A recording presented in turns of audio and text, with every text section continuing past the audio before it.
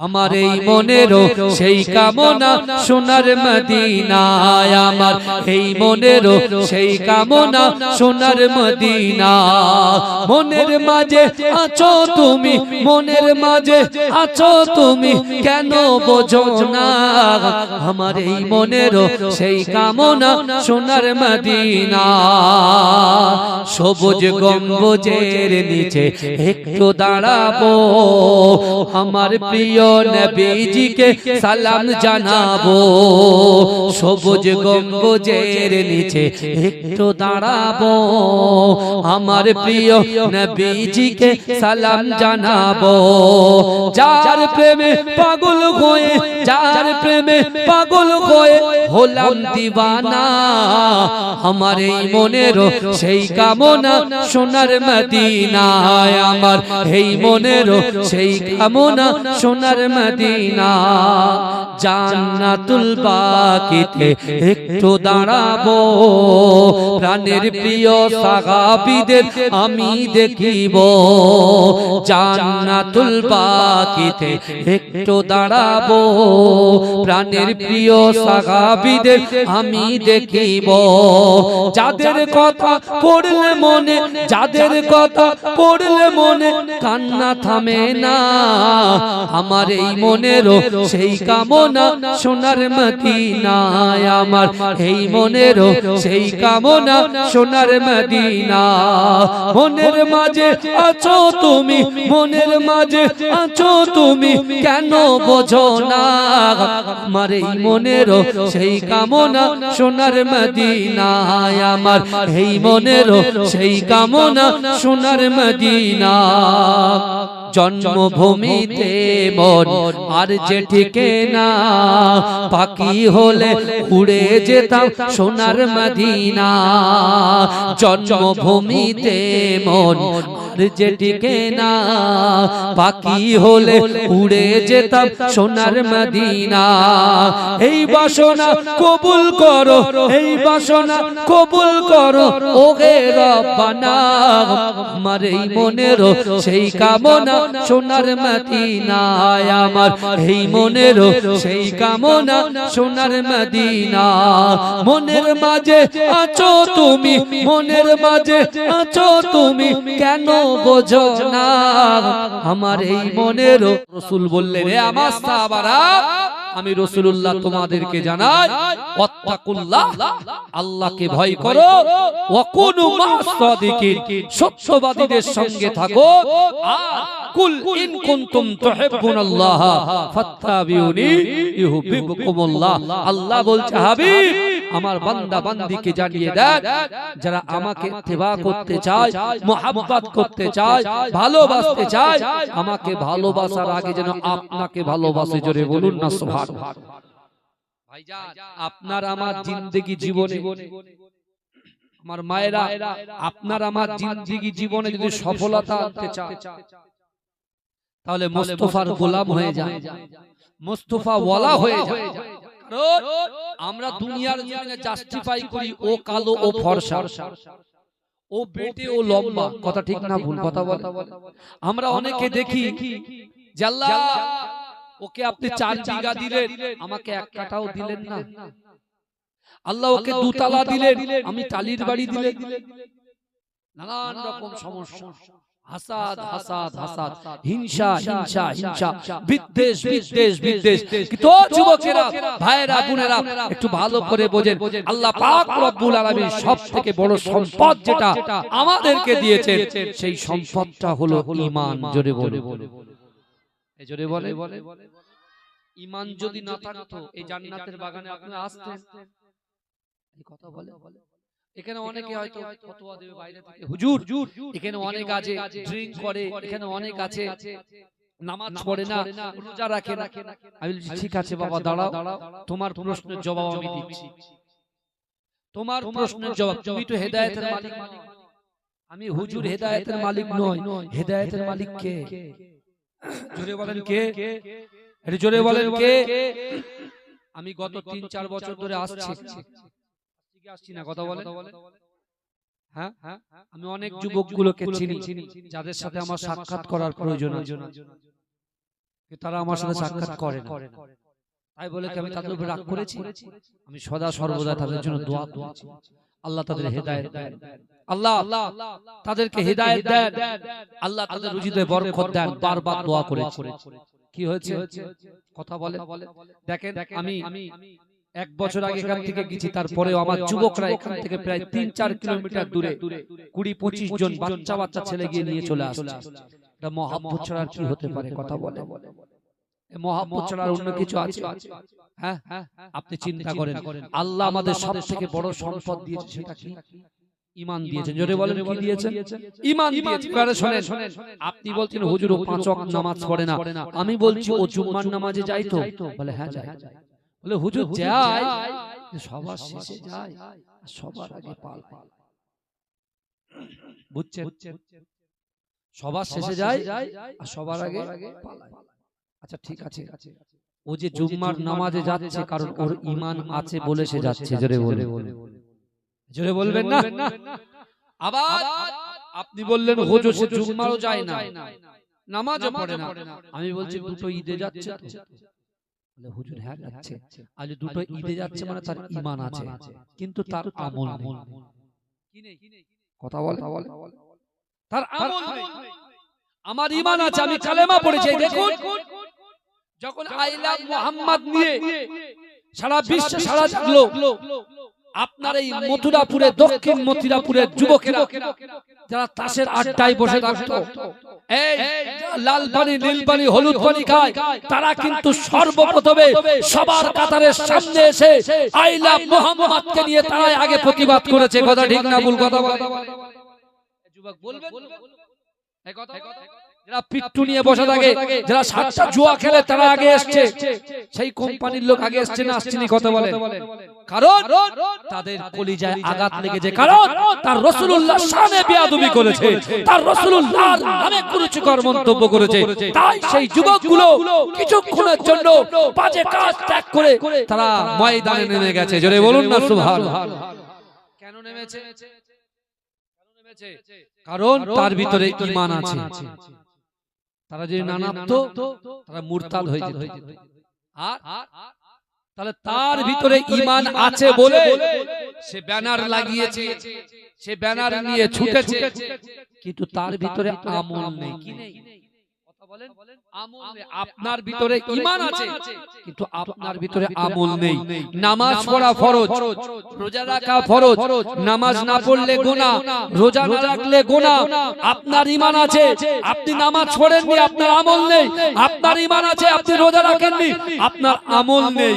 তার জন্য 10 বছর, 20 বছর, 20 বছর, 30 বছর আপনি যে নামাজ পড়লেন না, রোজা রাখলেন না, ইন্তেকাল হয়ে গেলেন, কিয়ামতের মাঠে আল্লাহ পাক ওই নামাজ না পড়ার কারণে আর রোজা না রাখার কারণে আপনাকে আল্লাহ জাহান্নামে দেবে। জাহান্নামে শাস্তি ভোগ করিয়ে আপনার শুধু ঈমানটুকু আছে বলে আবার জাহান্নাম থেকে আযাব ভক্ষণ করিয়ে আল্লাহ আবার জান্নাতে দেবে। জোরে বলুন না সুবহানাল্লাহ। জোরে বলা গেল না সুবহানাল্লাহ। তাহলে চিন্তা করেন, ঈমান আছে।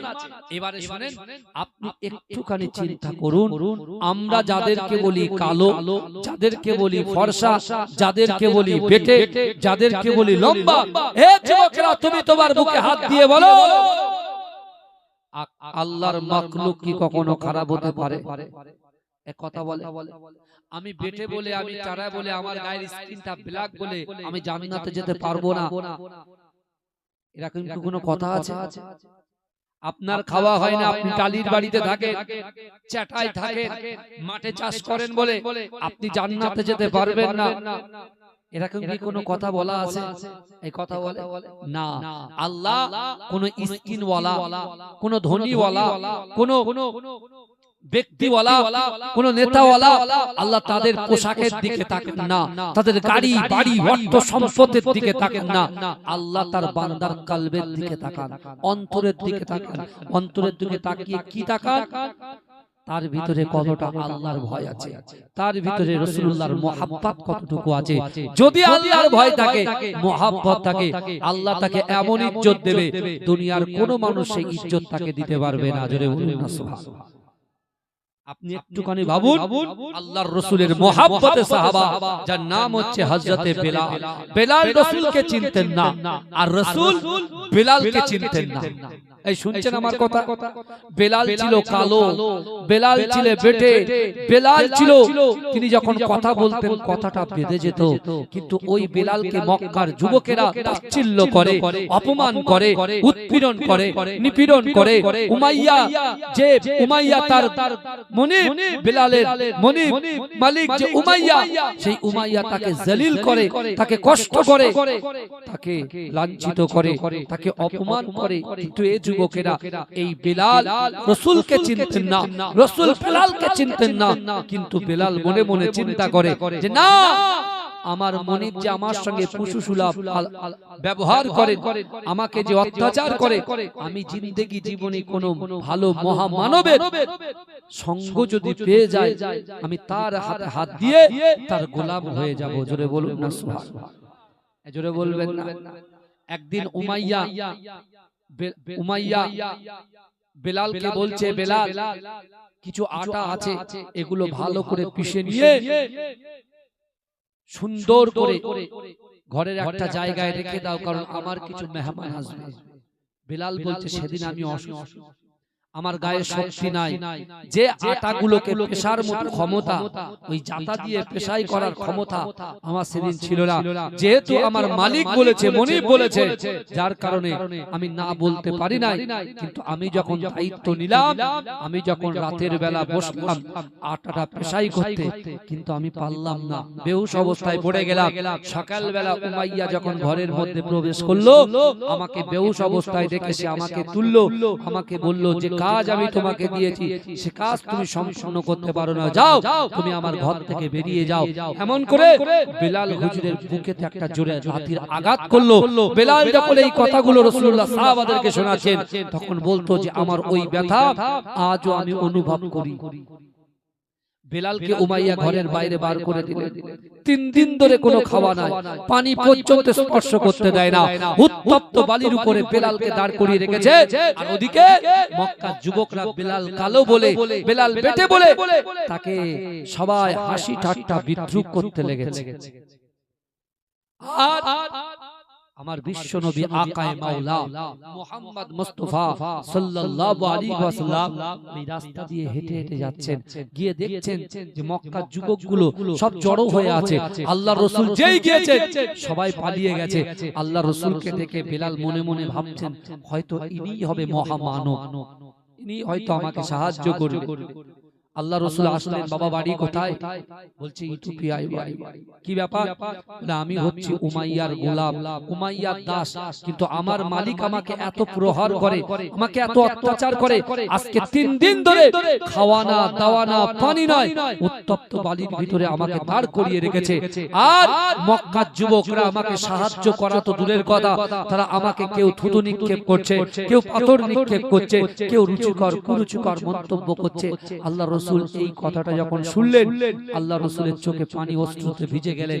আল্লাহ রাসূল একটাও বাক্য লাভ করলেন না, নিজের মনকে বললেন জাহান বাঁচানো ফরজ, আগে জাহান বাঁচাবো, তারপরে কথা আলোচনা হবে বলে রাসূলুল্লাহ ওখান থেকে বেরিয়ে যাচ্ছেন। বেলাল পিছন থেকে রাসূলুল্লাহকে বলছেন, আপনিও মদিনা, আপনিও মক্কার যুবকদের মতো যারা আমাকে তাচ্ছিল্য করেছে, আমার কথা শুনে বরঞ্চ পাশে দাঁড়ানোর কথা, আর আপনিও মক্কার যুবকদের মতো আপনি আমার পাশে না দাঁড়িয়ে আপনিও বেরিয়ে যাচ্ছেন। আল্লাহ রাসূল একটাও বাক্য লাভ করলেন না, একটাও কথা বললেন না। বেলাল এদিক থেকে পিছন থেকে চিৎকার করে বলছে, আপনি আমাকে এইভাবে ফেলে চলে যাচ্ছেন? আপনার প্রতি আমার একটা আস্থা ছিল, যেহেতু আপনাকে দেখে আমার মনটা অলরেডি নরম হয়ে গেছে। কিন্তু আমার ভাই জানেরা, হে নবী পাকের উম্মত উম্মতিরা, হে নবী দেবানারা, বিশ্ব নবী রাসূলুল্লাহ সাল্লাল্লাহু আলাইহি ওয়াসাল্লাম বেলালের দিকে তাকালেন না। ও যুবকেরা, বিশ্ব নবী রাসূলুল্লাহ সাল্লাল্লাহু আলাইহি ওয়াসাল্লাম ঘরের মধ্যে প্রবেশ করলেন।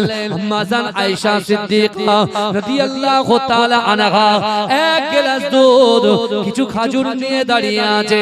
ও যুবকেরা, নবী পাকের উম্মত উম্মতিরা আম্মা জান আয়েশা সিদ্দিকা রাদিয়াল্লাহু তাআলা আনহা আমার রাসূলুল্লাহর দিকে তাকিয়ে হযর নয়নে কাঁদতে কাঁদতে বললেন ইয়া রাসূলুল্লাহ হাবিবাল্লাহ না না না আজ 3 দিন ধরে আপনার কিছু খাওয়া হয় না আজ 3 দিন ধরে ঘরের মধ্যে কিছুই নাই ইয়া রাসূলুল্লাহ হাবিবাল্লাহ আপনার একজন মুহাব্বতের পাগল আপনাকে একটু দুধ এবং খেজুর হাদিয়া দিয়েছে ইয়া রাসূলুল্লাহ হাবিবাল্লাহ এই দুধটা আপনি পান করে নেন খেজুরটাকে আপনি খেয়ে নেন ও যুবকেরা বিশ্বনবী রাসূলুল্লাহ সাল্লাল্লাহু আলাইহি ওয়াসাল্লাম কাঁদতে কাঁদতে আম্মা জান আয়েশা সিদ্দিকা রাদিয়াল্লাহু তাআলা আনহাকে বললেন ও আয়েশা না না না এখনি একজন গোলামের কাছ থেকে ঘুরে আসলাম 3 দিন ধরে তার খাওয়া নাই তার মনিব তাকে অত্যাচার করেছে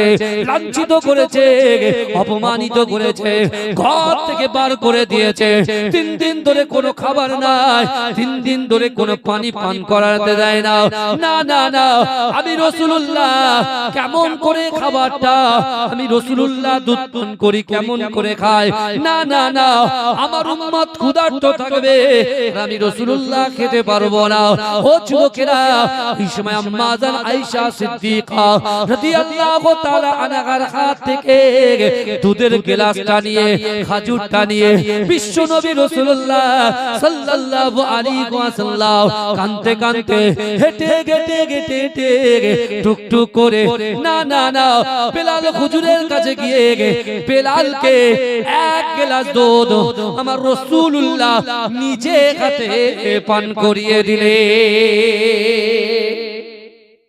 জোরে বলবেন না জোরে বলবেন না সুবহান এক গ্লাস দুধও পান করিয়ে দিলেন খেজুরটাকে খাইয়ে দিলেন জোরে বলে ওমা আরসালনাকা ইল্লা রাহমাতাল লিল আলামিন যাকে আল্লাহ সারা বিশ্বের রহমত করে পাঠিয়েছে জোরে বলুন আপনি জানেন গতকালকে তো ক্ষমার রাত গেল তাই তো ভাগ্য নির্ধারণের রাত এই কথা ঠিক না ভুল কথা বলে কি হয়েছে আর অসুবিধা হচ্ছে না তো তাকবীর দান নারে তাকবীর আরো জোরে নারে তাকবীর আমার এই মনেরও সেই কামনা সোনার মদিনায় আমার এই মনেরও সেই কামনা সোনার মদিনা মনের মাঝে আছো তুমি মনের মাঝে আছো তুমি কেন বোঝো না আমার এই মনেরও সেই কামনা সোনার মদিনা সবুজ গম্বুজের নিচে একটু দাঁড়াবো আমার প্রিয় নবীজিকে সালাম জানাবো সবুজ গম্বুজের নিচে একটু দাঁড়াবো আমার প্রিয় নবীজিকে সালাম জানাবো যার প্রেমে পাগল হয়ে যার প্রেমে পাগল হয়ে হলাম দিওয়ানা আমার এই মনেরও সেই কামনা সোনার মদিনায় আমার এই মনেরও সেই কামনা সোনার মদিনা জান্নাতুল বাকিতে একটু দাঁড়াবো প্রাণের প্রিয় সাহাবীদের আমি দেখিব জান্নাতুল বাকিতে একটু দাঁড়াবো প্রাণের প্রিয় সাহাবীদের আমি দেখিব যাদের কথা পড়লে মনে যাদের কথা পড়লে মনে কান্না থামে না আমার এই মনেরও সেই কামনা সোনার মদিনায় আমার এই মনেরও সেই কামনা সোনার মদিনা মনের মাঝে আছো তুমি মনের মাঝে আছো তুমি কেন বোঝো না আমার এই মনেরও সেই কামনা সোনার মদিনায় আমার এই মনেরও সেই কামনা সোনার মদিনা জন্মভূমিতে মন আর যে ঠিকে না পাখি হলে উড়ে যেতাম সোনার মদিনা জন্মভূমিতে মন আর যেটিকে না পাখি হলে উড়ে যেতাম সোনার মদিনা এই বাসনা কবুল করো এই বাসনা কবুল করো ওহে রব্বানা আমার এই মনের সেই কামনা সোনার মদিনায় আমার এই মনের সেই কামনা সোনার মদিনা মনের মাঝে আছো তুমি মনের মাঝে আছো তুমি কেন বোঝো না আমার এই মনের সেই কামনা সোনার মদিনা আল্লাহুম্মা জোরে জোরে খুব সুন্দর হচ্ছে জোরে জোরে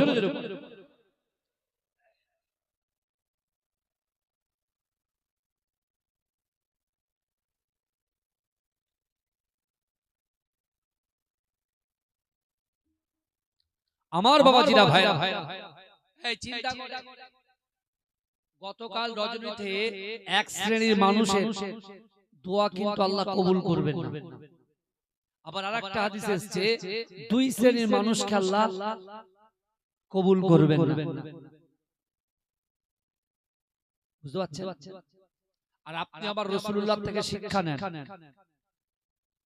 মানুষ কালো বলে তাচ্ছিল্য করে খোড়া বলে তাচ্ছিল্য করে বেকা বলে তাচ্ছিল্য করে বাবাজি আল্লাহর রাসূল বেলাল হুজুরকে তাচ্ছিল্য করেছে কথা বলে আল্লাহর রাসূল নিজে 3 দিন খেলেন না না খাওয়া জিনিস রাসূলুল্লাহর কাছে একটু হাদিয়া এসেছে দুধ আর খেজুর রাসূল নিজে পায়ে হেঁটে হেঁটে এসে গোলাম বেলালকে খাইয়ে দিলেন জোরে বলে খাইয়ে দিয়ে তারপর কি বলছে দেখেন বলে চলো তোমার যে অবশিষ্ট কাজটা আছে আমি রাসূলুল্লাহ নিজে কমপ্লিট করে দেব জোরে বলে জোরে